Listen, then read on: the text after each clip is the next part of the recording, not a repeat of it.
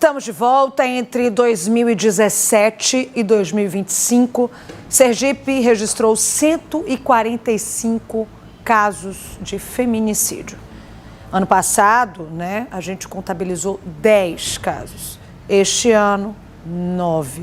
Segundo dados da Coordenadoria de Estatística e Análise Criminal.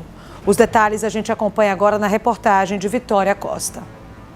É no DAGV que chegam histórias que não viraram estatística por acaso. São mulheres que procuraram ajuda após sobreviverem a tentativas de feminicídio. Em outros casos, o desfecho é ainda mais doloroso. Somente neste ano, segundo o levantamento mais recente, 9 mulheres foram vítimas de feminicídio em Sergipe. A gente teve uma gravidade bastante chocante, dos feminicídios ocorridos esse ano. Casos bem graves, inclusive envolvendo até outras vítimas que tentaram proteger essas mulheres. O importante é a gente destacar que Sergipe continua na contramão dos números nacionais, com uma redução no número de feminicídios. Isso a gente atribui à procura das mulheres, à confiança. Mesmo com os índices abaixo da média nacional, cada caso representa uma vida perdida. Para a Polícia Civil, os dados reforçam a importância da denúncia. As medidas protetivas realmente elas salvam vidas. A gente precisa reforçar que o feminicídio ele é o último grau da violência. Então, que antes da prática do feminicídio a gente tem outros crimes considerados precursores. Orientar as mulheres que busquem ajuda aos primeiros sinais de violência. A violência ela pode ser física, ela pode ser verbal, psicológica. Então, nós temos vários tipos de violência e a gente orienta que as mulheres busquem ajuda logo nos primeiros sinais. Um dado importante da gente destacar é que as vítimas de feminicídio em Sergipe, a maioria delas sequer tinha feito o registro de ocorrência. Então a gente tem que, muitas vezes as mulheres comentam, a gente evita buscar ajuda porque vai piorar a situação. Mas na prática o que a gente vê é que realmente quem não busca ajuda passa mais tempo sendo vítima e de crimes mais graves, chegando ao feminicídio. Então a gente orienta que as mulheres busquem ajuda, peçam sua medida protetiva. As medidas protetivas têm sido deferidas de forma célere pelo Poder Judiciário. A gente tem o plantão aqui no DAGV que funciona 24 horas. A gente tem também a delegacia virtual, onde pode ser feito o pedido de medida protetiva sem que a mulher precise nem sair de casa. Então a gente tem ampliado os canais para que essa mulher possa buscar ajuda. Segundo o levantamento divulgado pela Secretaria de Segurança Pública, entre 2017 e 2025 foram registrados 145 feminicídios em Sergipe. No comparativo entre o ano passado e este ano, houve uma redução. Apesar disso, o número ainda preocupa e revela a importância da denúncia que deve ser feita nos primeiros sinais que antecedem o crime. A gente fala muito do violentômetro, Então a violência ela começa com a humilhação, a gente tem aquele castigo do silêncio, a gente tem o controle das vestimentas, o controle das redes sociais, o controle das amizades. Então esses são os primeiros sinais de violência que a mulher precisa estar atenta. E ela escalona, A gente sabe que a violência ela começa por um crime menor e ela vai escalonando até chegar aos crimes mais graves. Então, parte depois para a violência física, Da violência verbal a gente passa para a violência física, a gente tem a violência psicológica, patrimonial, sexual. Então, ela vai escalonando até chegar ao crime mais grave, que é tirar a vida dessa mulher. O levantamento aponta ainda que a violência se concentra principalmente nos municípios mais populosos. Aracaju lidera o ranking com 26 feminicídios no período analisado. Em seguida, aparecem São Cristóvão com 13 casos, Nossa Senhora do Socorro com 11 e Itabaiana com 10. Cidades diferentes, realidades distintas, mas um ponto em comum: a violência que muitas vezes começa dentro de casa. Essa mulher pode buscar esses canais de denúncia. A partir do recebimento dessa denúncia, a gente vai orientar sobre o pedido de medida protetiva. É feito o encaminhamento imediato do pedido ao judiciário, costuma sair dentro de 24 horas a decisão sobre a medida protetiva.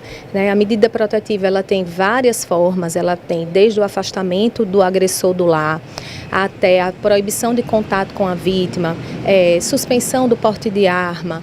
Então, nós temos várias situações que podem ser solicitadas através do pedido da medida protetiva, né? Cada caso a gente vai adaptar ao melhor e que tem se mostrado bastante eficaz, né? Como eu falei, nos casos de feminicídio em Sergipe, nenhuma dessas mulheres estavam protegidas pela medida protetiva, né? Na maioria dos casos, sequer já tinha sido feito um registro policial.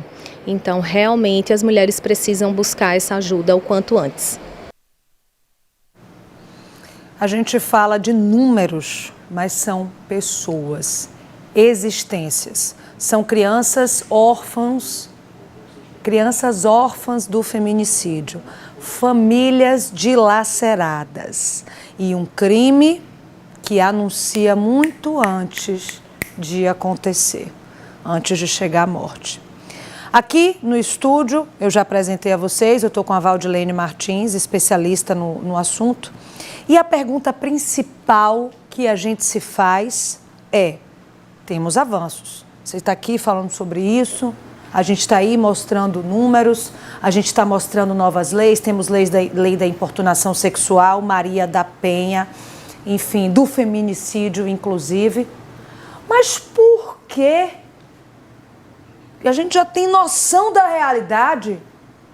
Por que os números ainda são alarmantes?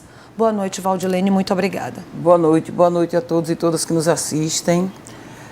Os números continuam crescendo e são alarmantes, porque o que a gente está fazendo ainda não é o suficiente. O apoio que essas vítimas precisam não está sendo suficiente. Tem todo um aparato estatal, tem todos os equipamentos e tudo, mas a cultura não muda. Não adianta você que está aí me assistindo, esses caras mereciam ir para a cadeia, ficar lá para sempre, e você ensina seu filho a chamar a mulher de gostosa na rua. Você ensina seu filho a pegar todas porque ele é homem.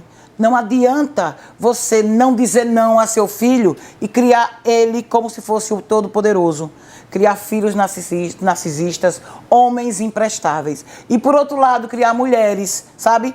Florzinhas, princesinhas, sem reação, sente direito, fale baixo, não responda, não brigue. Então, não tem como evoluir. Não tem como a gente evoluir desse jeito, se a cultura continuar sendo essa. A gente está falando aqui de números de crimes de violência contra a mulher dentro de casa, onde jamais deveria ter violência. Na nossa casa, lá, gente, lá, L de lugar, A de afeto, R de respeito. Se não tiver, se esse lugar não for de amor, afeto e respeito, não é um lar. Então, como a mulher entra em casa e não está segura? 70% dos casos de morte de mulheres assim, feminicídio, são dentro de casa ou por conta das relações afetivas. Que afeto é esse? Por conta das relações familiares. Que família é essa? Então, tá pouco o que a gente está fazendo. Tá pouco o que a gente está fazendo. A gente se preocupa muito com a violência doméstica e familiar, que é praticada não só pelo companheiro, ex-companheiro, marido, ex-marido, né? Amante, ex-amante, mas também pelo pai, pela mãe, pelos irmãos. A gente está esquecendo da violência contra a mulher no ambiente de trabalho. Porque aquele menino que é criado em casa, sabendo que é superior às meninas, que ele manda, que ele é o maior, ele vai assediar no trabalho. Ele vai estuprar até pessoas conhecidas, mulheres, porque ele não vai considerar a mulher como gente. Ele vai importunar na rua. Então, a gente precisa mudar a nossa educação. Precisa. Olha, você falou em 145 mulheres no estado de Sergipe. Por que 26 delas foram em Aracaju? Se todo o aparato maior está em Aracaju. O que é que está faltando? Ainda existe a violência institucional, o julgamento. Quando a mulher denuncia, ela destruiu a família, ela não foi sábia. Coisas que seguram a mulher, sabe, naquele relacionamento. Ele vai mudar, ele vai melhorar. Ele é o pai de seus filhos, tenha calma, tenha paciência. Esses conselhos levam a mulher para o túmulo. Quando um homem mata uma mulher pela questão do gênero, pelo fato dela ser mulher, não foi só a mão dele que cometeu o crime. Ele teve vários partícipes desse crime. Sabe, a família que se omitiu, o vizinho que não falou nada, a vizinha que não disse nada, a colega de trabalho que sabia, aquela pessoa que julgou, sabe? Todo mundo é assassino também. Quando você fala que quando um homem mata uma mulher pelo fato dela ser mulher, existem muitos participantes, eu quero falar sobre quem educou este homem. Eu quero falar sobre nós, mulheres e mães. Eu quero falar sobre os pais ausentes ou sobre os pais presentes que reproduziram muitas vezes a violência. Qual o papel dos pais na educação de um ser humano, Valdilene? A educação igualitária, né, para o ser humano. A gente tem que parar de criar meninos e meninas como se fossem bichos soltos e bichos presos. Sabe quando você diz, prenda suas cabras que meu bode está solto? A sua palavra é o início para um feminicídio.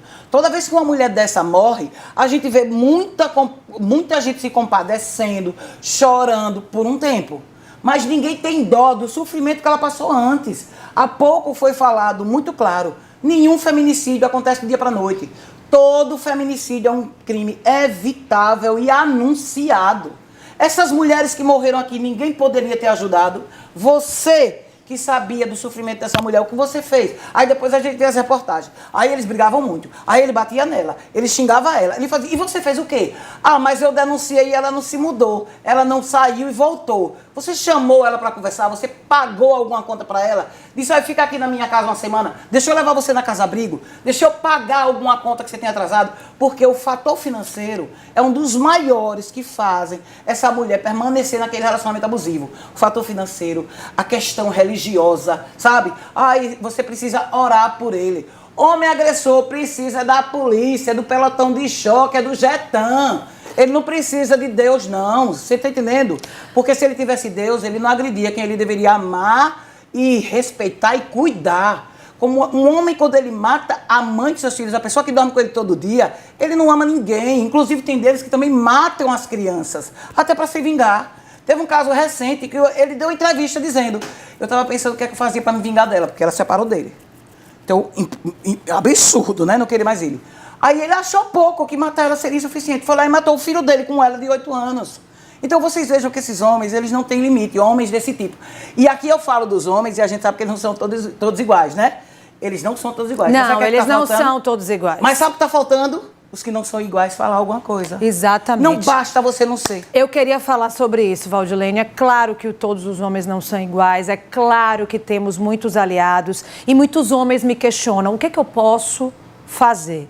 E contando com sua ajuda, eu queria te perguntar isso. Tem 2 frases, porque o básico precisa ser dito, tá? Tem 2 frases que eu escuto muito de homens, que é uma, agora a gente não pode fazer nada. Não pode nem elogiar uma mulher que é abuso. Não se pode elogiar uma mulher que é abuso. Quantos anos essa criança tem? Quinta série. E uma outra frase que eu... Desculpa estar rindo, porque é absurdo pra gente que já entende, não né? sabe o limite. Mas, enfim. E a outra frase que eu escuto é o seguinte, tem um monte de homicídio aí. E feminicídio tem menos. Você pode explicar pra gente, Valdilene, a diferença de homicídio, de feminicídio? Mulher também pode ser vítima de homicídio? Quando os números estão de homicídio aí, inclui mulheres também. E mais, sobre essas falas de determinados homens, o perigo dessas falas, que muitas vezes as pessoas falam sem saber do perigo também, né? Do que as falas delas do materializam, do que faz. Isso. Porque as palavras, gente, têm força. Palavras têm força. Palavras se materializam. Então, o que é que acontece? Você falou aí, os homens não são todos iguais. Cadê vocês que não são iguais? Para dizer, meu pai, não trata assim não, minha mãe. Meu irmão, eu não admito que você faça assim com as mulheres. Meu amigo, respeite nossas colegas de trabalho. Cadê vocês? Né? Então ficam se omitindo, não dizem, não fazem nada. Então, para não ir de encontro à boiada. Né? Aí eu não vou de encontro da boiada e fico sempre ali. O interessante quando a gente vê essas pesquisas, né? Todo mundo conhece uma mulher que já sofreu algum tipo de abuso, algum tipo de violência. Mas se você perguntar a um homem se ele conhece algum abusador... Não tem. Eles não conhecem. Só tem abusada, mas não tem abusador, né? E são os homens assim, que eles ficam... Então, assim, sem saber. Eu não sei, a gente não pode mais nem paquerar uma mulher. Gente, paquera é vinha de mão dupla, certo? Se você não encontrou reciprocidade, não vá. Entendeu? Não vá.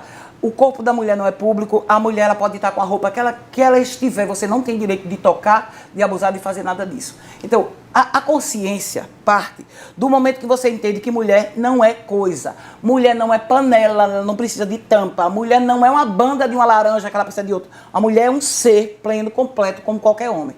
Eu não sei se você já viu pesquisas que passam, assim, experimentos sociais, mostrando homens sendo tocados na rua, como eles se querem brigar, querem matar, querem, sabe? E eles ousam, acham que é bonito. Gente, beijo é maravilhoso quando você quer, né? Quando as pessoas querem, participam, querem. Então, o que é que a gente precisa entender? Existe o que você me perguntou agora, da morte, né? Entre 15 e 35 anos, os homens morrem como barata. Eles morrem demais. O índice de homicídios, que é a morte, né, de qualquer pessoa, pode ser mulher também, se ela não morrer pela questão de gênero, né, é homicídio também. Mas os homens morrem muito. Por que eles morrem muito? Os homens são quem mais morrem, quem mais mata. Eles morrem em decorrência do trânsito, que eles são os maiores causadores das brigas dos conflitos de trânsito, né? Das ocorrências de trânsito. Nos estádios de futebol, eles morrem em decorrência da bebida, das drogas, né? Das drogas lícitas e ilícitas, nos campos de futebol, nos estádios, nas brigas de bares. Então os homens morrem por fatores externos. Quando o homem chega em casa, que ele fecha a porta, ele está seguro dentro de casa. As mulheres não, elas morrem dentro de casa. 86% dos estupros que acontecem são praticados por pessoas que a pessoa conhece que não deveria cometer o crime. Então, a gente, quando pensa em estupro, a gente pensa num beco escuro, numa pessoa desconhecida, né? E não é. De 0 a 13 anos, 2/3 das crianças estupradas são meninas. Então, vamos parar para pensar. O que é que a gente precisa fazer? Você que está aí sentado, o que é que você precisa fazer? Pare de mostrar ao seu filho que ser homem é ser canalha. Pare de mostrar ao seu filho que ser homem é ser promíscuo. Pare de mostrar ao seu filho que ser homem é só ter força. Bote ele para pensar um pouquinho, raciocinar, aprenda a dizer não e tenha uma educação igualitária para meninos e meninas. Muito obrigada, viu, Valdilene Martins, pela entrevista, sempre muito esclarecedora. Parabenizo vocês pelo trabalho mais uma vez, porque uma entrevista dessa salva vidas. Aqui também é um recurso, é um instrumento de salvar vidas. Essa informação, procura ajuda. E eu vou dizer aqui a vocês o telefone do Instituto Ressurgir. 799-8852-1850. É o WhatsApp, você manda mensagem, a gente lhe atende, lhe encaminha, lhe orienta. Não aguente abuso. Devagarzinho, mais uma vez. Ele não vai melhorar. 799-8852-1850. 799-8852-1850. Quem estiver assistindo aí pelo YouTube, volta aí para poder anotar direitinho aí esse número. O tempo está apertado. Obrigada, Valdilene.